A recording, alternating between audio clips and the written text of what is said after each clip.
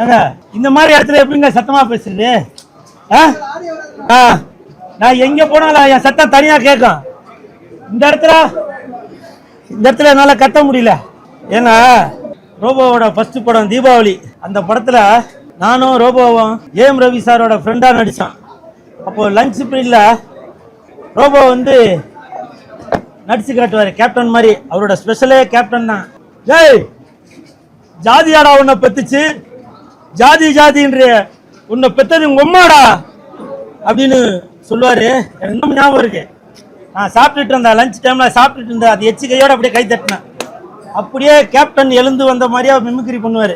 அதை சுற்றி நின்று அந்த படத்தோட ப்ரொடியூசர் லிங்குசாமி சார், அந்த படத்தோட டைரக்டர் எல்லாருமே அப்படியே ஆனந்தமாக என்ஜாய் பண்ணி சிரித்தோம். ஏன்னா அப்போ வந்து அவருக்கே தெரிஞ்சிருக்காரு நம்ம இவ்வளோ பேரும் புகழோடு இருப்போமா அப்படின்னு.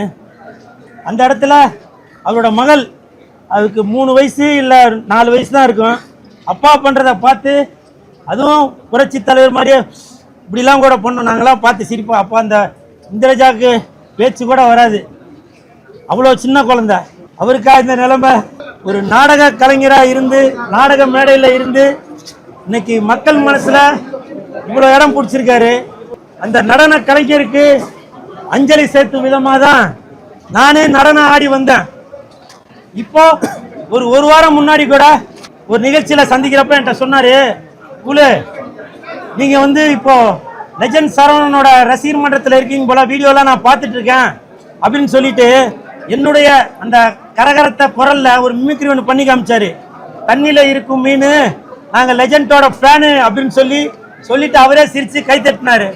அதெல்லாம் எனக்கு இன்னமும் ஞாபகம் இருக்கு. ஒரு வாரம் கூட ஆகலைங்க அவரை பார்த்து, ஒரு வாரம் கூட ஆகல. அவருக்கா இந்த நிலைமை? அதே மாதிரி அந்த தனியார் டிவி சேனல்ல கூட அவருக்குன்னு ஒரு தனி முத்திரை இருக்கு. அந்த சேனலில் என்னை கூப்பிடும்போது நான் கேட்பேன், ரோபோ சங்கர் இந்த நிகழ்ச்சிக்கு வராரா அப்படின்னு. வராரு அப்படின்வாங்க. அப்போ நான் துணிஞ்சு போவேன். ஏன்னா நான் எதனா ஒன்று பண்ணால் கூட அவர் எனக்கு கை கோர்த்து அந்த காமெடியை நல்லா லிங்க் பண்ணி அவ்வளோ ஒரு சந்தோஷமாக இருக்கும் அந்த நிகழ்ச்சியை. அப்படிப்பட்ட ஒரு கலைஞருக்கு இந்த மாதிரி ஒரு நிலைமை. அப்புறம் எல்லாரும் ஒரு தவறுதலான ஒரு செய்தியை பரப்பிட்டு வரீங்க. அவர் வந்து மதுக்கு அடிமையானதால தான் இந்த மாதிரி ஆயிடுச்சு அப்படின்னு. அது உண்மைதான், மதுக்கு அடிமையாக தான் இருந்தாரு. அது அப்புறம் அவர் மஞ்சா காமாலா அதெல்லாம் வந்து அதுல இருந்து மீண்டு வந்துட்டாரு.